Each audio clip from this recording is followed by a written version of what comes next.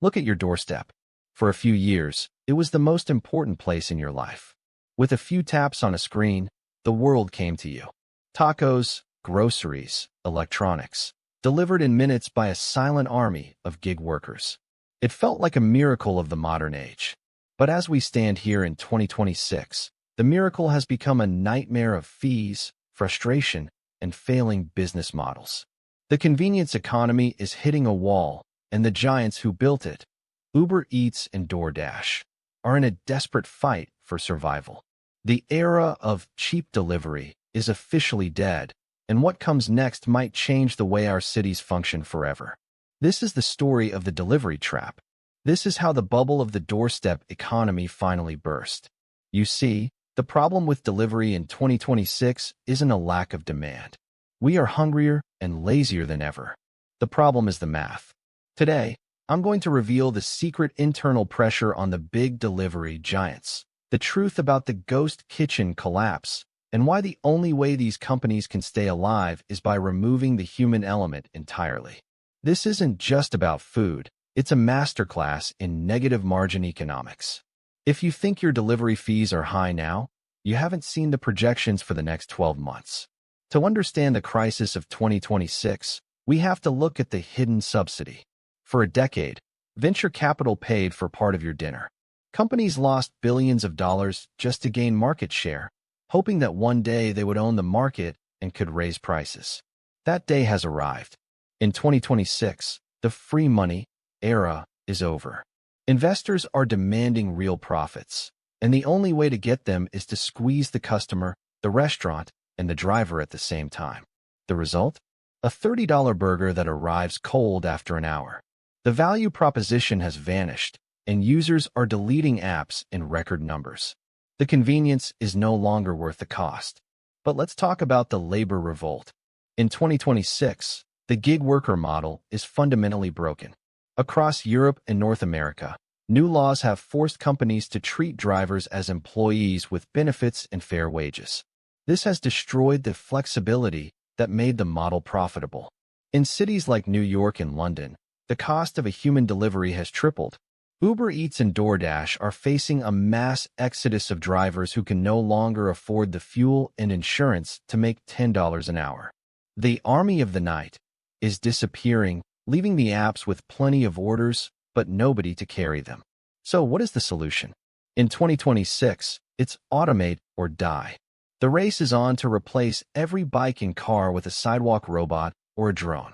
Inside the tech labs of San Francisco, the focus has shifted entirely to autonomous navigation.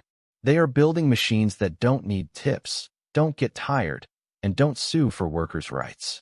But the reality on the ground is different. Sidewalk robots are slow, they get stuck in the snow, and they are targets for vandalism. The robot revolution is proving to be much more expensive and much more complicated than the pitch deck suggested.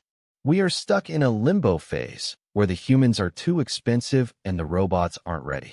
Let's talk about the restaurant war. In 2026, the relationship between delivery apps and local businesses is toxic. Restaurants are tired of giving away 30% of their revenue to platforms that treat them like a commodity. We are seeing a massive move toward direct ordering. Local spots are building their own micronetworks or telling customers to just come and pick up their food. The ghost kitchen experiment, massive industrial warehouses built only for delivery, has largely failed. People realize they miss the connection to real food from real places. The industrialization of dinner has hit a psychological limit. Look at the environmental wall. In 2026, major cities have started banning internal combustion vehicles for last-mile delivery. This has forced a massive, expensive shift to electric fleets. For companies that are already losing money, this capital expenditure is a death blow. They are having to reinvent their entire logistics chain while the market is shrinking. The green transition is necessary, but for the delivery giants, it might be the final straw. They are trying to go green while their balance sheets are deep in the red. So what is the endgame? In the business world of late 2026, we are seeing the first signs of a mega consolidation. Rumors are flying that Uber might spin off its delivery arm or that DoorDash will merge with a massive grocery chain like Walmart. The goal is no longer growth. It's integration. They want to be part of a larger ecosystem where delivery is just a small, automated feature, not the main product. They are realizing that delivery as a service is a race to the bottom that nobody can win alone. The lesson for every entrepreneur is that you can't build a sustainable business on subsidized convenience. If the customer isn't willing to pay the true cost of the service shouldn't exist. Uber Eats and DoorDash taught us to be entitled, but they forgot to teach us how to pay for it. In 2026, the bill has finally arrived, and nobody wants to pick up the tab. The doorstep era is being replaced by a neighborhood era, where people are rediscovering the value of their local streets and the cost of their own time. Will the robots eventually save the day? Or will we look back on the 2020s as a strange decade where we paid people to bring us a single coffee from 3 miles away? The world of 2026 is becoming more local, more expensive, and more automated all at once. The giants are falling, and the small players are moving back in. One thing is certain: the next time you're hungry, you might have to put on your shoes and walk. The era of infinite convenience is facing its final sunset. The era of economic reality has begun. What do you think? Are you still paying the delivery fees? Or have you started cooking at home again? Let me know in the comments below. We're watching the giants so you can see the moves before they happen. Hit that subscribe button and stay ahead of the curve.